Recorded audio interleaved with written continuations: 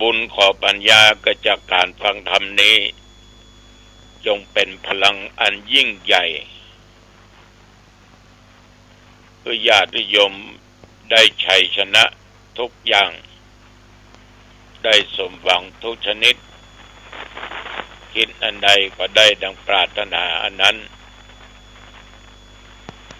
อยู่เย็นเป็นสุขบ่ทุกข์กายบ่ทุกข์ใจมีแต่ความสบายมั่งมีบริโภคทรัพย์สมบัติแก้วแหวนเงินทองทรัพย์สินต่างๆได้หาได้มาอย่างล้นเอาละต่อไปนี้เอามาไหว้พระรัตนตรัยคือบูชาพระเอาว่าพร้อมกันเนอะอะระหังสัมมาสัมพุทโธภควาพระผู้มีพระภาคเจ้าเป็นพระอรหันต์ดับเพลิงกิเลสเพึงทุกข์สิ้นเชิงตรัสรู้ชอบได้โดยพระองค์เองพุทธังภควันตังอภิวาเทมิข้าพเจ้าอภิวาทพระผู้มีพระภาคเจ้าผู้รู้ผู้ตื่นผู้เบิกบานกราบพระพุทธสวากขาโตภควตาธัมโมพระธรรมเป็นธรรมที่พระผู้มีพระภาคเจ้าตรัสไว้ดีแล้ว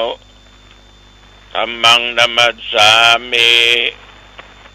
ข้าพเจ้านมัสการพระธรรมกราบพระธรรม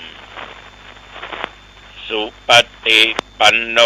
ภควโตสาวกสังโฆพระสงฆ์สาวกของพระผู้มีพระภาคเจ้าปฏิบัติดีแล้วสังฆังนัมมามิ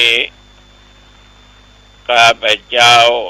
นอบน้อมพระสงฆ์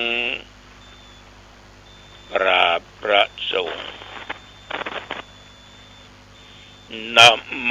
ตัสสะภะคะวะโตอะระหะโตสัมมาสัมพุทธัสสะนะโมตัสสะภะคะวะโตอะระหะโตสัมมาสัมพุทธัสสะนะโมตัสสะภะคะวะโตอะระหะโตสัมมาสัมพุทธัสสะพุทธังสรณังคัจฉามิธัมมังสรณังคัจฉามิสังฆังสรณังคัจฉามิตุติยัมปิพุทธังสรณังคัจฉามิตุติยัมปิธัมมังสรณังคัจฉามิตุติยัมปิสังฆังสร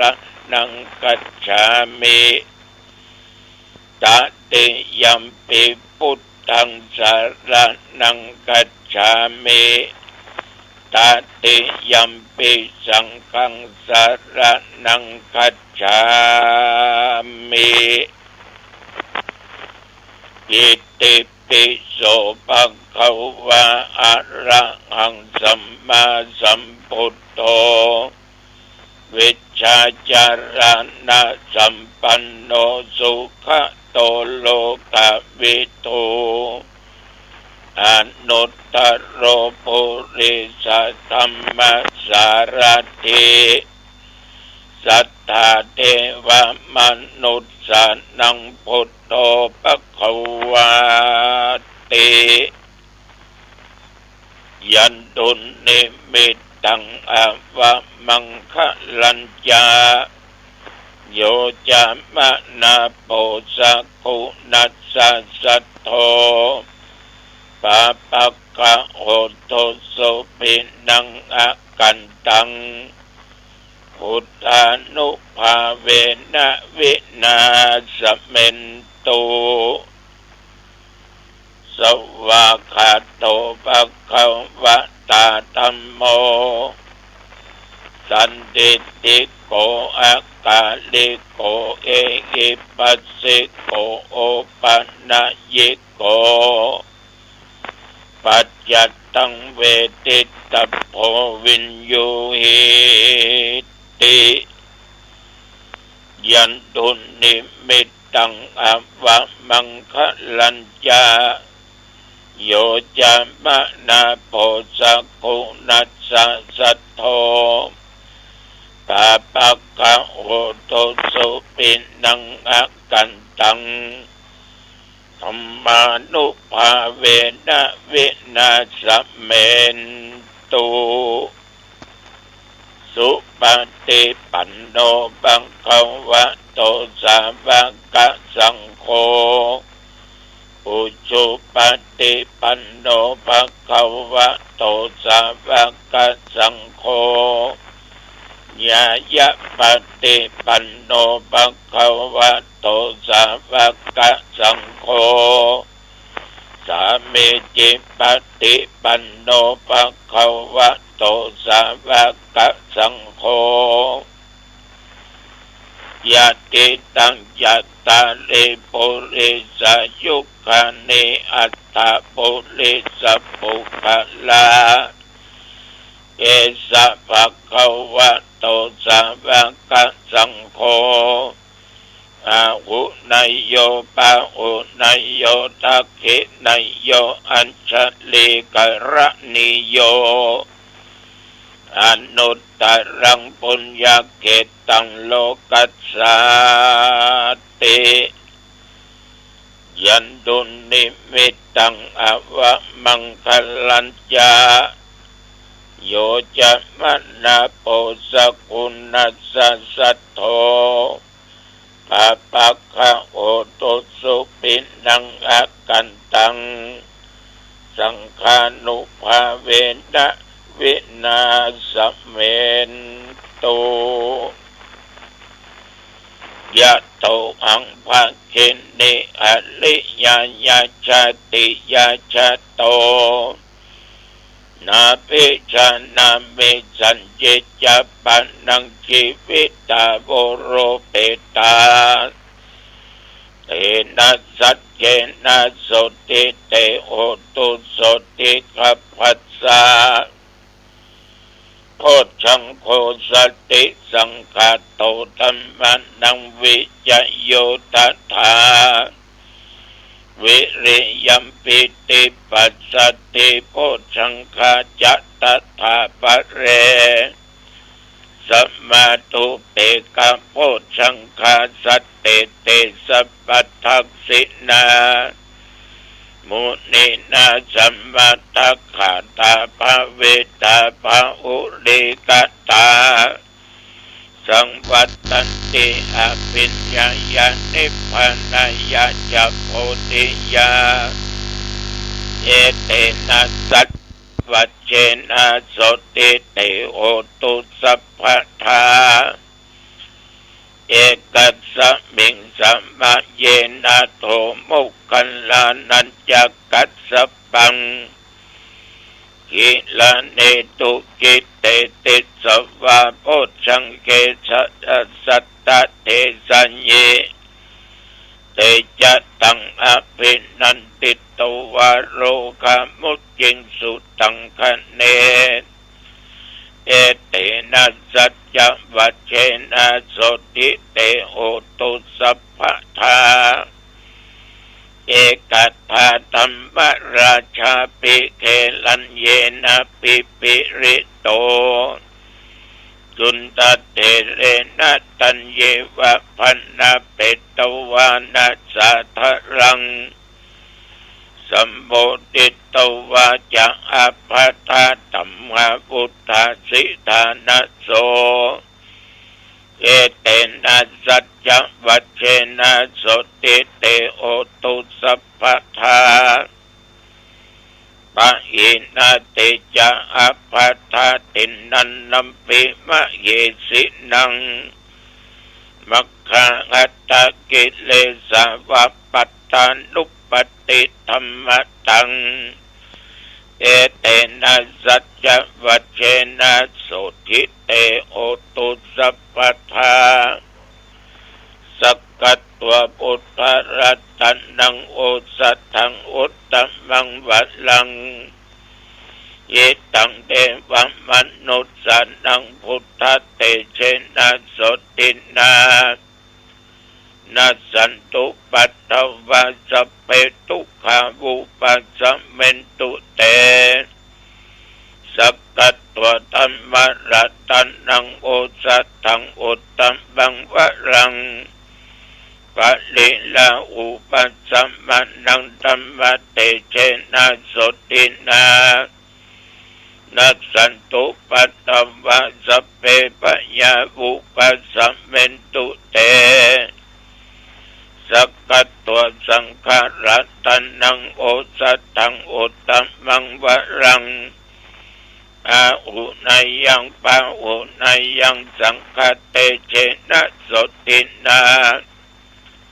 นัสสันตุปัตตวาสัพเพโรกาวุปัสสะเมนตุเตนัตติเมสะระนังอัญญังพุทโธเมสะระนังวะรังเอเตนะสัจจวัชเชนะอุตุเตชะยะมังคลังนัตติเมสะระนังอัญญังธัมโมเมสะระนังวะรังเอเตนะสัจจวัชเชนะอุตุเตชะยะมังคลังนัตติเมสะระนังอัญญังสังโฆเมสะระนังวะรังเอเตนะสัจจวัชเชนะโอตุเตชะยะมังคลังภวตุสัพพะมังคลังรักขันตุสัพพเทวตาสัพพพุทธานุภาเวนะสัทธาโสทิภวันตุเตภวตุสัพพะมังคลังรักขันตุสัพพเทวตา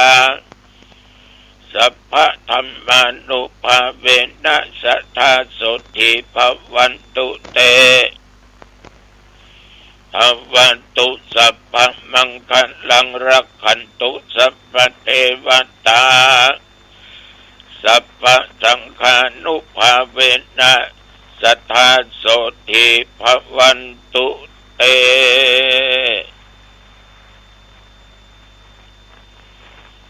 โดยบทพุทธานุภาพธรรมานุภาพสังฆานุภาพบทสาธยายมนต์โอชังคะปริตสักกัตตัวเป็นบทสวดมนต์อันศักดิ์สิทธิ์ดังที่กล่าวตั้งจิตอธิษฐานขอข้าพเจ้าและญาติโยมเท่าแก่องค์กำใจยิ่งทุกท่านที่รับฟังรายการพระกิณกะนี่อยู่ก็ดีที่ได้ฟังก็ตามแม้นว่าได้ตะลงโรกาเปียธิอันนักอันร้ายหมอรักษาก็บ่หายกินยุกกินยาก็บ่หายขออำนาจคุณแห่งพระพุทธพระธรรมพระสงฆ์บทพจน์สังฆปริตยันทุนและสักกัตถัวเหล่านี้จงกำจัดโรคร้ายทั้งหลายอันได้เกิดนอกกายในกายของข้าพเจ้าและญาติโยมเท่าแก่หนุ่มกำใจยิ่งทุกท่านขออันตรธานหาย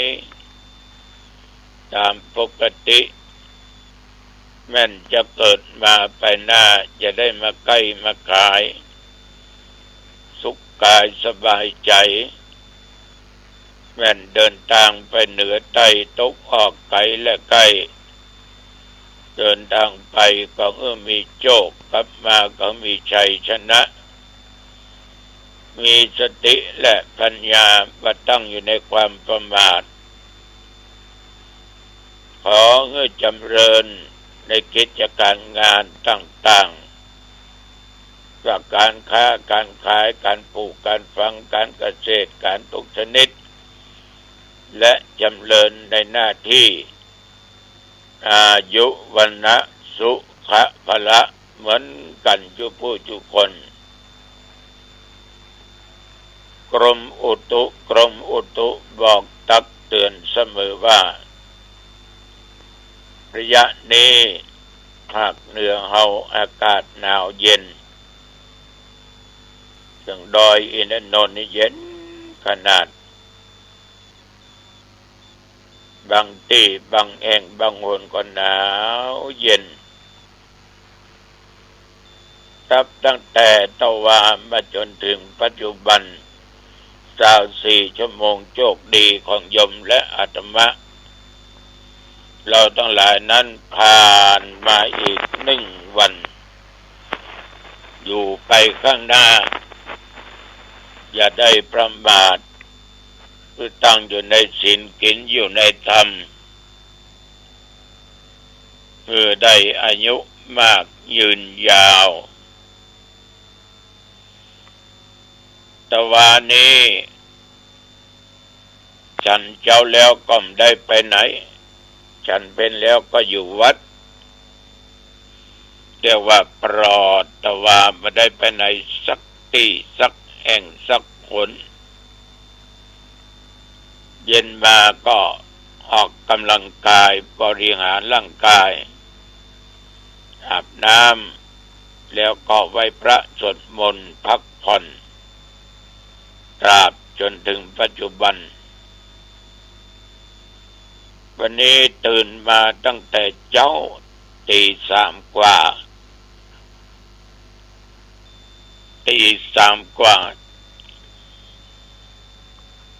นอนหลับพักผ่อนได้6 ชั่วโมงกว่า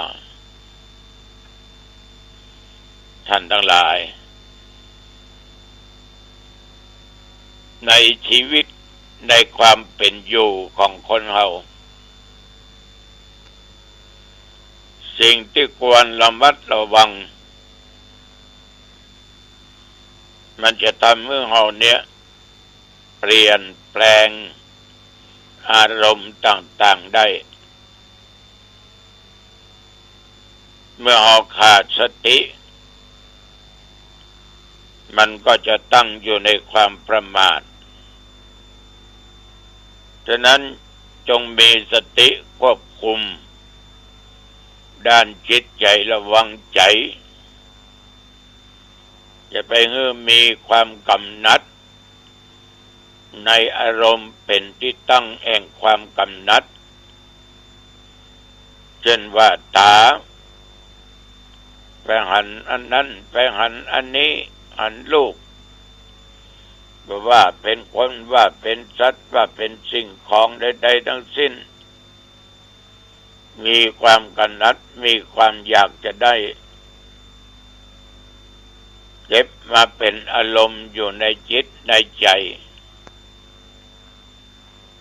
มัวเมาหลงไหลในเรื่องของกามคุณในรูปในเสียงเหล่านี้เป็นต้นฉะนั้น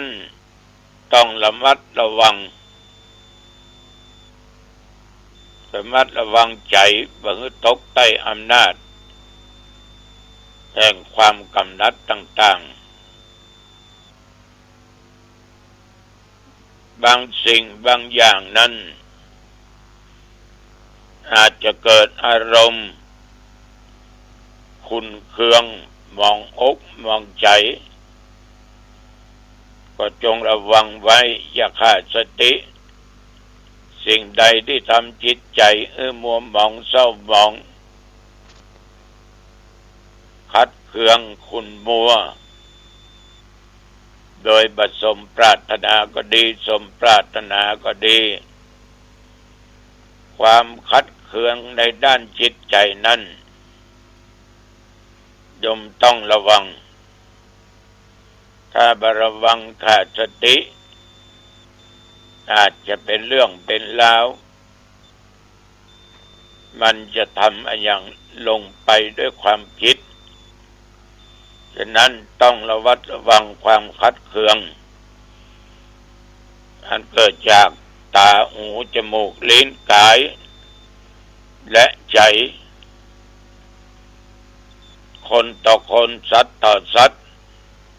เมื่อได้หูได้หันได้ยินได้ฟังมาเกิดความคัดเคืองขึ้นต้องระมัดระวังแล้วต้องระวังจิตใจเนี่ยใจเป็นนายกายมันเป็นบ่าวแต่จิตใจเนี่ยย่อมทั้งหลายหลงไหลในอารมณ์อันเป็นที่ตั้งแห่งความหลงส่วนมากกามราคะตัณหาในเรื่องของกามคุณหลงในสิ่งที่สวยที่งามที่เพราะพริ้งที่ตัวเองชอบจิตใจตกต่ำไปตามสิ่งเหล่านั้นมันก็จะเกิดผลคือเขาได้รับความทุกข์ความลำบากจิตใจจะมัวหมองเศร้าหมองเพราะความลุ่มหลงฉะนั้นอย่าให้ใจเนี่ยไปเป็นที่ตั้งแห่งความหลงระวังใจจะไปมัวเมาในอารมณ์ที่เป็นที่ตั้งแห่งความมัวเมาเมาในรูปเมาในกายเมาตัวเองว่ายังบะแก่บะเฒ่าเตื้อยังแข็งแรงยังบึกอยู่ไปเตื้อวัดไปเตื้อทำบุญรักษาศีลก็ได้ประจินบัตรทานก็ได้เพราะว่าไปเจ็บก็เป็นยังไปไหนมาไหนได้สะดวกสบายญาติโยมเมาอยู่ในชีวิตเมาอยู่ในสังขารเมาอยู่ในความประมาทอยู่ในความหลงต่างๆฉะนั้นต้องมีสติพยายามระมัดระวังถ้ามันจะทะเลตะลำไปตั้งใดก็จับมันคืนมาอย่าให้มันหลงในความมัวเมาเพราะสิ่งเหล่านี้จะทำให้จิตใจของเขานั้นเศร้าจะทำให้เขาตั้งอยู่ในความประมาทอันนี้ขอฝากไว้กับญาติกับโยมทุกท่านทุกคนนะก็เหลือไม่กี่วันแล้วก็จะหมดปี68ปี69ก็จะออกมาพระพุทธศักราช2568จากไปพระพุทธศักราช2569เข้ามาเตรียมให้พร้อมโยมต้องเตรียมพร้อมที่มันจะผ่านไป1 ปีแต่1 ปีจะเข้ามาสู่ในชีวิตเตรียมดีๆวงเล็บอย่าขาดสติสัมปชัญญะอย่าตั้งในความประมาทเพราะความประมาทเป็นหนทางความแห่งความตายย้ำตายเด้อถ้าประมาทก็เหมือนคนตายเพราะใจกรรมใจเวรทำสิ่งที่ไม่ดีผิดศีลผิดธรรมได้นำความทุกข์ความลำบากเศร้าโศกเสียใจเกิดขึ้นแก่ตัวเองวันนี้ก็จะไปเจริญพุทธมนต์ที่มหาวิทยาลัยเชียงใหม่คณะรัฐศาสตร์พร้อมก็ด้วยตุเจ้าวัดหนองตองก็ประมาณ ก่อน8 โมงจะออกไปเอาละวันนี้อุจาไปมาเป็นเวลาพอดีอายุวันโนสุขังปะลังพบกันใหม่โอกาสหน้าเจริญพรสวัสดีครับท่านผู้ฟังที่เคารพวันนี้การแบ่งปันความคิดดีๆผมขออนุญาตที่จะได้เป็นการนำเผยแผ่บทสวดมนต์ที่เราหลายคนหลายท่านได้เคยสวดเป็นประจำอยู่แล้วหรือบางคนบางท่านเคยสวดบ้างไม่ได้สวดบ้างนะครับหรือเคยสวดเป็นประจำอย่างไรก็ตามก็ขออนุญาตที่จะนำเสนอที่เป็นบุญเป็นกุศลทางหูทางตาทางความคิดทางจิตใจนะโมตัสสะภะคะวะโตอะระหะโตสัมมาสัมพุทธัสสะนะโมตัสสะภะคะวะโตอะระหะโตสัมมาสัมพุทธัสสะนะโมตัสสะภะคะวะโตอะระหะโตสัมมาสัมพุทธัสสะอิติปิโสภะคะวาอะระหังสัมมาสัมพุทโธวิชชาจรณะสัมปันโนสุขโตโรกวิทูอนุตตโรปุริสธรรมสารถิสัทธาเทวมนุษสานังพุทโธภควาติทานะปารมีสัมปันโนทานะอุปปารมีสัมปันโนทานะปรมัตถปารมีสัมปันโนเมตตาไมตรีกรุณามุทิตาเวขาปารมีสัมปันโนอิติปิโสภควาศีลปารมีสัมปันโนศีลอุปปารมีสัมปันโนศีลปรมัตถปารมีสัมปันโนเมตตาไมตรีกรุณามุทิตาเบกขาปารมีสัมปันโนอิติปิโสภควาเนคขัมมะปารมีสัมปันโนเนคขัมมะอุปปารมีสัมปันโนเนคขัมมะปรมัตถปารมีสัมปันโนเมตตาไมตรีกรุณามุทิตาเบกขาปารมีสัมปันโนอิติปิโสภควาปัญญาปารมีสัมปันโนปัญญาอุปปารมีสัมปันโนปัญญาปรมัตถปารมีสัมปันโนเมตตาไมตรีกรุณามุทิตาเบกขาปารมีสัมปันโนอิติปิโสภควาวิริยะปารมีสัมปันโนวิริยะอุปปารมีสัมปันโนวิริยะปรมัตถปารมีสัมปันโนเมตตาไมตรีกรุณามุทิตาเบกขาปรมิสัมปันโนอิติปิโสภควาขันติปรมิสัมปันโนขันติอุปปารมิสัมปันโนขันติปรมัตถปารมีสัมปันโนเมตตาไมตรีกรุณามุทิตาเบกขาปรมิสัมปันโนอิติปิโสภควาสัจจะปารมีสัมปันโนสัจจะอุปปารมีสัมปันโนสัจจะปรมัตถปารมีสัมปันโนเมตตาไมตรีกรุณามุทิตาเบกขาปรมิสัมปันโนอิติปิโสภควาอธิฐานปารมิสัมปันโนอธิฐานอุปปารมิสัมปันโนอธิฐานปรมัตถปารมีสัมปันโนอิติปิโสภควาเมตตาไมตริกรุณามุทิตาอุเบกขาปารมิสัมปันโนอิติปิโสภควาเมตตาปารมิสัมปันโนเมตตาอุปปารมิสัมปันโนเมตตาปรมัตถปารมีสัมปันโนเมตตาไมตรีกรุณามุทิตาอุเบกขาปารมิสัมปันโนอิติปิโสภควาอุเบกขาปารมิสัมปันโนอุเบกขาปรอุปปารมิสัมปันโนอุเบกขาปรมัตถปารมีสัมปันโนเมตตาไมตรีกรุณามุทิตาอุเบกขาปารมิสัมปันโนอิติปิโสภควาทัสสะปารมิสัมปันโนทัสสะอุปปารมีสัมปันโนทัสสะปรมัตถปารมิสัมปันโนเมตตาไมตรีกรุณามุทิตาอุเบกขาปารมิสัมปันโนอิติปิโสภควาพุทธังสรณังคัจฉามินะมามิหังก็เป็นบทที่กล่าวถึงบารมี30 ทัศน์ส่วนคำสวดต่อไปเป็นคาถาโพธิบาท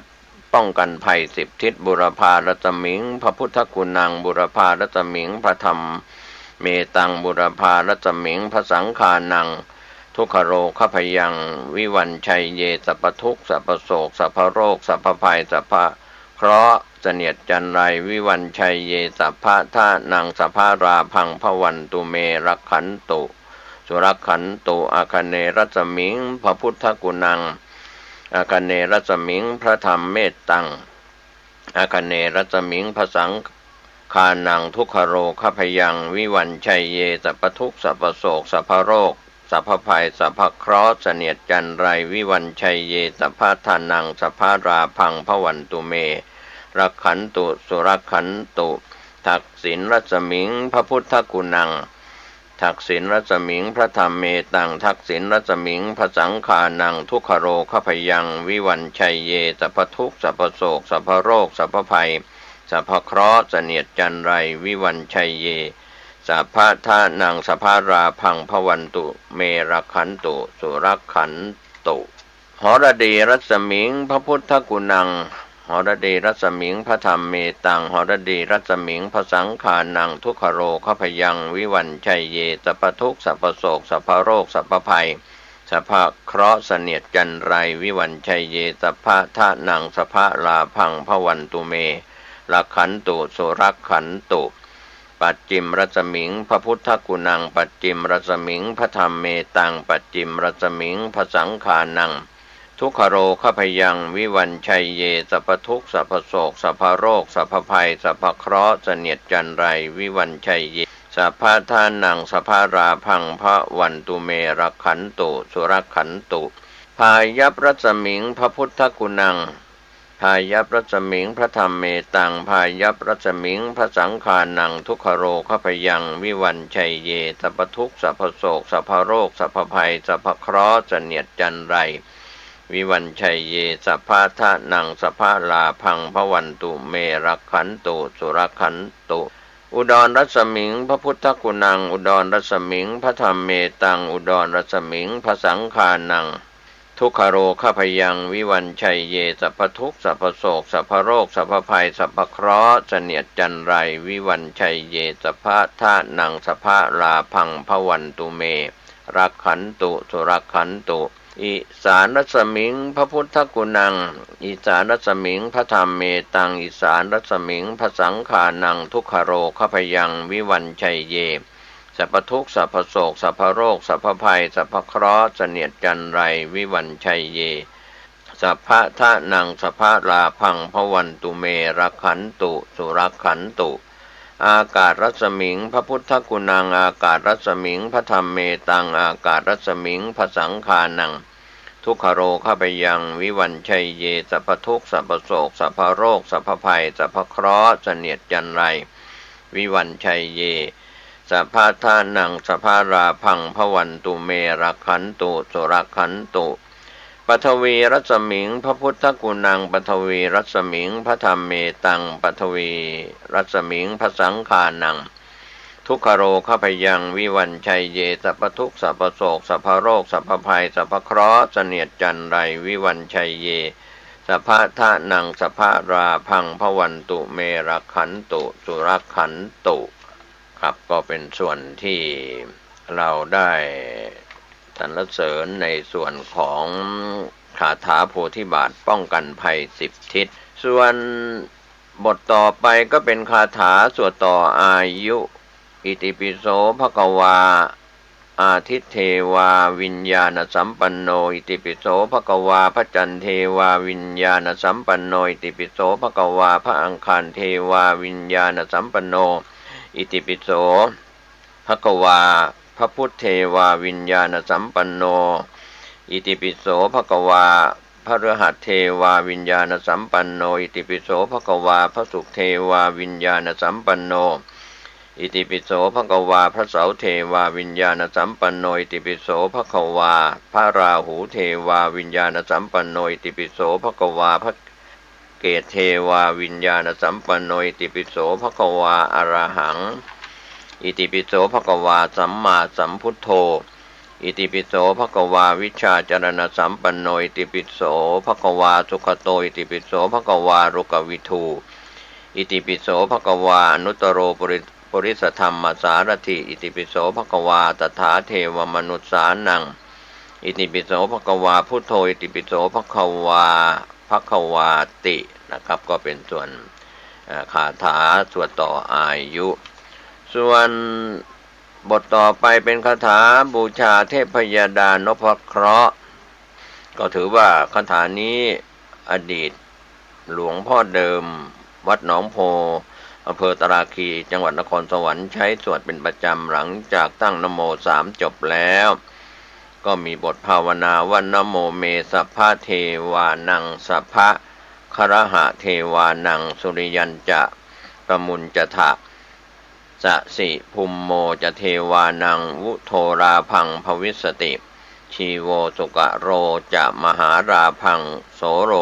ราหูเกตุจะมหาราพังสภะพยังวินาศสันติ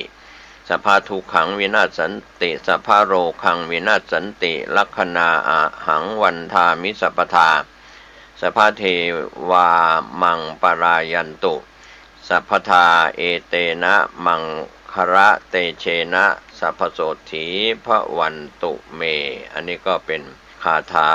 บูชาเทพพยดานพพระเคราะห์ที่โบราณอาจารย์บัณฑิตกล่าวไว้ก็นำมาสาธยายให้ท่านได้รับรู้รับทราบกันส่วนที่มีกล่าวที่น่าสนใจต่อจากนี้ไปก็เป็นคาถาเงินล้านสัพพจิตฉามินาสังสิโมพัมมาจะมหาเทวาสภะขอภัยสเพยาขาปรายันติพระมาจะมหาเทวาอภิราภาพวันตุเมมหาปุญโยมหาราโภพวันตุเมมิเตพาหุหาติพุทธมะอะอุนโมพุทธายะวิรัทโยวิรโคนายังวิรหิงสาวิรธาสีวิรธาสาวิรอิทิโยพุทธัสสะมานีมามะพุทธัสสะสวาโหมสัมปติจฉามิเพ่งเพ่งพาพาหาหาเลือเลือครับก็เป็นส่วนภาวนาในส่วนคาถาเงินล้านต่อไปก็เป็นคาถาเมตตามหานิยมที่โบราณอาจารย์บัณฑิตกล่าวไว้พุทธังเมตตานะชาลิติธัมมังเมตตานะชาลิติสังฆังเมตตานะชาลิติสีวรีเมตตานะชาลิติโอมมะพรังวาราชกุมารโรวาราชกุมารีวาราชาวาราชินีวาคหัตโถวาปัปพะชิโตวาสัมมโนวาพามโนวาอิทธิวาปุริโสวาวานิโชวาวานิชาวาอุปาสโกวาอุปาสิกาวาทารโกวาทาริกาวาสเพอิเมชนาพหูชนามังปิยายันติอาคัจฉยะอาคัจฉามิเอหิจิตตังปิยังมะมะมหาราภสักการาภวันตุเมอันนี้ก็เป็นส่วนที่โบราณอาจารย์บัณฑิตกล่าวไว้ก็มีเรื่องที่เราอาจจะเป็นการเรียนรู้ในบทคาถาต่างๆมากมายก็มีส่วนที่คาถาหลวงพ่อบ้านแหลมพูดถึงหลังจากตั้งนะโม3จบแล้วก็มีคำภาวนา9จบว่านะมะระอะนะเทวะอะก็ภาวนาถึง9ครั้งส่วนคาถาหลวงพ่อปานวัดบางนมโคอำเภอเสนาจังหวัดพระนครศรีอยุธยาท่านก็กล่าวไว้เป็นคาถาเสริมทรัพย์ตั้งนะโม3จบแล้วก็ภาวนาว่าพุทธามะอะอุนะโมพุทธายะแล้วก็ต่อด้วยวิรัทโยวิรโคนายังวิรหิงสาวิรธาสีวิรธาสาวิรอิทิโยพุทธัสสะมานีมามะพุทธัสสะสวาโหมก็เป็นส่วนที่เกี่ยวข้องเสริมทรัพย์คาถาเรียกเงินก็พุทธังโหมธัมมังโหมสังฆังล้อมอันตรายาวินัสสันติอันนี้ก็เป็นคาถาในบทต่างๆส่วนคาถาเจริญโภคทรัพย์นิจจังการังปิยังโหติเทวตาปินิปัตเตยังมหาเตชังมหาตะปังพเลเนเนชเตเชชยตุชยมังครังแล้วก็บทคาถาบูชาเงินอิติบูชาจะมหาราชาสัพพะเสน่หาอรหังสัมมาสัมพุทโธมายาตรายามดีวันชัยมารสีสวัสดีราโพนะโมพุทธายะส่วนการกล่าวถึงโบราณอาจารย์บัณฑิตที่ทำคาถาทำน้ำมนต์ขายของดีพุทธังขออภัยพุทธสังมิสังสิโมมาธรรมะสังมิโมนาสังสิสังฆะสังมิสิโมนาสังนะครับก็เป็นส่วนที่โบราณอาจารย์บัณฑิตกล่าวไว้ส่วนคาถาที่บูชาพระบรมสารีริกธาตุอิติปิโสวิเศษเสอิเสเสพุทธนาเมอิเมนาพุทธตังโสอิโสตังพุทธปิติอินะครับก็เป็นส่วนที่กล่าวถึง ก็ยังมีบทที่เกี่ยวข้องกับโบราณอาจารย์บัณฑิตมีการภาวนาคาถาขายของดีอีกบทหนึ่งว่าพุทธังพหุชนานังเอหิจิตตังเอหิมนุสสานังเอหิราพังเอหิเมตตาชัมพูทีเปมนุสสานังอิทธิโยปุริโสจิตตังพันธังเอหิส่วนคาถาที่โบราณอาจารย์บัณฑิตกล่าวบูชาพระพุทธชินราชอิเมหินานาสการเรหิอภิปูชิเตหิทิคายุโกโหมิอโรโคสุขิโตสิทธิกิจจังสิทธิกัมมังปิยังมะมะปะสิทธิราโพชโยโหตุสัพพทาพุทธชินราชาอภิปาเรตุมังนะโมพุทธายะส่วนคาถาที่เป็นบทพุทธมงคลคาถากล่าวไว้ว่าทิวาตปฏิทิจโจรัตติมาพาติจันทิมาสันนัตโทคติโยตปฏิชายีตปฏิพรหมโนอัฏฐสัพพะมะโหรตังพุทโธตปฏิเตชะสาเอเตนะสัจจวัชเชนะสุวัตถิโหตุสัพพทาส่วนคาถาอิติปิโสพระเจ้า5 พระองค์กล่าวไว้ภาวนาดังนี้อิติปิโสภควานะสัตโตทั้งหลายเอ๋ยเจวะสัพพะพันธังวาปิจังงังวาโสภคะปิติอิติปิโสภควาโมสัตโตทั้งหลายเอ๋ยเจวะสัพพะพันดังปิจังงังวาโสภควะปิอิติโสภควาอิติปิโสภควาพุทธสัตโตทั้งหลายเอ๋ยเจวะพัทธะพันธังวาปิจังงังวาโสภคะปิติอิติปิโสภควาทาสัตโตทั้งหลายเอ๋ยเจวะพัทธะพันดังวาปิจังงังวาโสภคะปิติอิติปิโสภควายะสัตโตทั้งหลายเอ๋ยเจวะสัพเจวะพัทธะพันดังวานะสัจจังงังวาโสภคะปิติอินะครับบางคำอาจจะกล่าวผิดพลาดไปก็ต้องขออภัยนะครับก็เป็นการเรียนบทคาถาที่เป็นมิ่งมงคลวันนี้ถือว่าไม่ใช่เรื่องไร้สาระแต่ก็ไม่ใช่เรื่องงมงายคาถาบูชาพระสังฆจายนะอิมีนาสการเรนะสาวกสังโฆกัจจายนะเถโรมหาเตชะวันโตพุทธโภคะวะโหปารมิตาโรอิทธิฤทธิติตะมนตังสรนังคัจฉามิส่วนคาถาบูชาหลวงปู่ทวดเหยียบน้ำทะเลจืดนะครับก็มีคำกล่าวว่านะโมโพธิสัตโตอาคันติมายะอิติภควากล่าว3 จบคาถาหลวงปู่คำพันธ์ที่กล่าวไว้ตั้งนะโม3 จบแล้วก็กล่าวว่าอิทังเมปุญญะภาคังนิพพานนัสสะปัจจโยโหตุอิทังเมปุญญาภาคังสัพพะสตานังเทมะ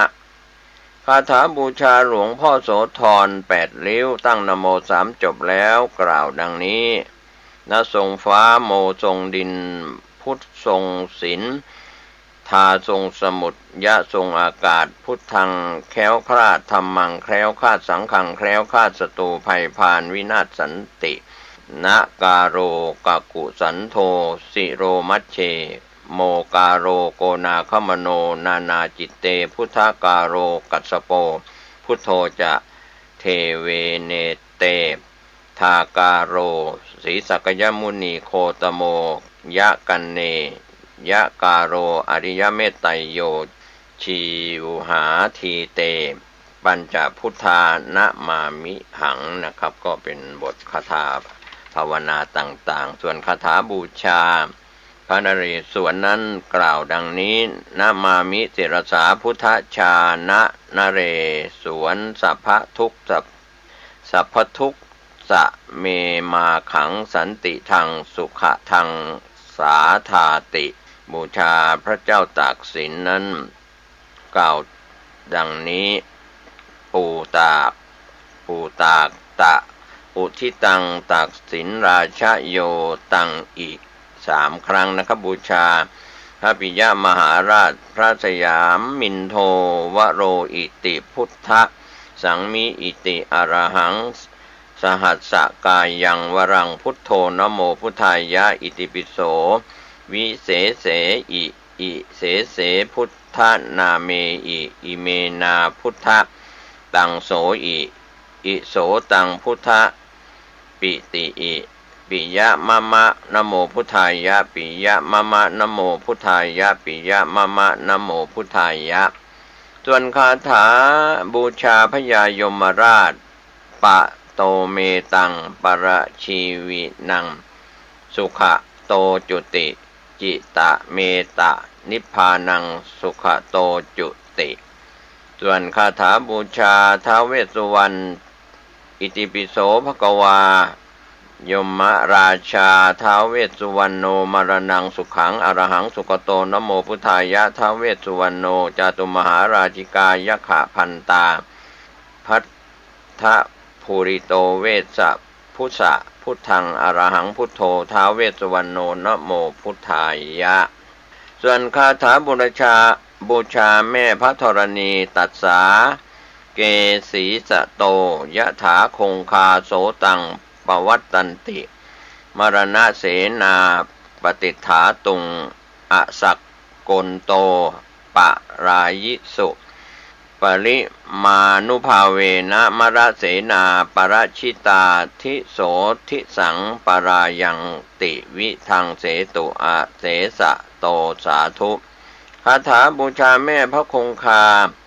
โอมอะคิคงคานังวายโยอาโปทระธรณีนะมะพะทะทุติยัมปิอะคีคงคานังวายโยอาโปธรณีนะมะพะทะตติยัมปิอะคีคงคานังวายโยอาโปธรณีนะโมขออภัยนะมะพะทะคาถาปัดอุปสรรคพุทธังแคล้วคลาดธรรมังแคล้วคลาดสังฆังแคล้วคลาดพระพุทธเจ้าย่างบาทอิติปิโสภควาส่วนคาถาบูชาพระราหูยัสสานุสารเนนาปินะครับส่วนคาถาป้องกันภัยผีหลวงสัทธาเทวะสมานิทุอิสวาสุสวายอิคาถาศูนย์ความนะระงับทับจิตโมปิดใจพุทธมิให้มีวาจาทามิให้ออกปากได้ยะให้สูญหายบัดนี้นะอุดโมอัดพุทธสรัทธาปิดใจยะให้สูญหายบัดนี้นะปิดหน้าโมปิดหูพุทธปิดปากทาปิดใจยะให้สูญหายบัดนี้อันนี้ก็เป็นคาถาศูนย์ความที่โบราณอาจารย์บัณฑิตกล่าวไว้ส่วนคาถาอาราธนาพระเครื่องพุทธังอาราธนานังธัมมังอาราธนานังสังฆังอาราธนานังพุทธังประสิทธิเมธัมมังประสิทธิเมสังฆังประสิทธิเมส่วนคาถาแจกน้ำล้างหน้าประจำวันที่โบราณอาจารย์บัณฑิตกล่าวไว้ว่าพระพุทธล้างหน้าพระธรรมล้างทุกข์พระสงฆ์เพิ่มสุขยาตรายามดีสวัสดีมีชัยอิติปิโสภควาคาถาภาวนาก่อนขับรถเมตตัญจะสัพพโรกัสสมิงมานะสัมภาวเยอปริมานังนะครับก็เป็นส่วนคาถาก่อนขับรถคาถาใช้ภาวนาก่อนขับรถอีกบทหนึ่งพุทโธแคล้วคลาดพระเจ้าเยี่ยงบาทแคล้วคลาดด้วยพุทโธธัมโมแคล้วคลาดพระเจ้าเยี่ยงบาทแคล้วคลาดด้วยธัมโมสังโฆแคล้วคลาดพระเจ้าเยี่ยงบาทแคล้วคลาดด้วยสังโฆนะครับส่วนคาถาผูกใจพระพุทธังร่วมจิตพระธรรมังร่วมใจพระสังฆังหลงไหลร่วมใจพระพุทโธนะโมพุทธายะคาถาเรียกความจำมุนินทะวัฒนัมโพชะคัพพะสัมภวะสุนทรีปานินังสรนังวานีไมหังปีนยะตังมะนังคาถาป้องกันถูกคุณพุทธังกันนะพุทธังธัมมังกันนะธัมมังสังฆังกันนะสังฆัง คาถาป้องกันภัยยันทุนนิมิตตังอวมังคารัญจโยจามนาโปสกุณัสสัทโธปาปะกะโหทุสปินังอากันตังพุทธานุภาเวนะวินาสเมนตุยันทุนนิมิตตังอวมังคารัญจโยจามนาโปสกุณัสสัทโธปาปะกะโหทุสปินังอากันตังธัมมานุภาเวนะวินาสเมนตุยันทุนนิมิตตังอวมังคารัญจโยจามนาโปสกุณัสสัทโธปาปะกะโหทุสปินังอากันตังสังขานุภาเวนะวินาสเมนตุนะครับก่อนคาถาปล่อยสัตว์คัจเฉวะโขตวังตระมานะรูโปมาตังอมิตาปุนะอคะเหตสุงทุกโขหิรุทโธหิปุมาสมาคโมอัตสนังโพชะปุตตานังคัจฉิส่วนคาถาอื่นๆก็ยังมีอยู่อีกมากมายก็จะได้นำเล่านำกล่าวในคราวหน้าขอทุกคนทุกท่านได้ใช้วิจารณญาณในการรับข้อมูลคาถาโบราณอาจารย์บัณฑิตเหล่านี้กล่าวไว้สุขกายสุขใจทั้งคนและสัตว์ในสัตว์เบื้องบนเบื้องกลางเบื้องล่างพ้นทุกข์พ้นโศกพ้นโรคพ้นภัยทุกรูปทุกนามสวัสดีครับท่านผู้ฟังที่เคารพในส่วนของการนำสารธรรมธรรมบรรยายจากพระอธิการบุญเป่งปิยธรรมโมเจ้าวาดวัดใหม่ห้วยทรายตำบลสุเทพอำเภอเมืองเชียงใหม่จังหวัดเชียงใหม่ท่านได้มีธรรมเมตตากล่าวธรรมบรรยายในรายการธรรมวันนี้ดังนี้สัมมาสัมพุทธเจ้าเมื่อตะวานี้กันเราก็ได้ออก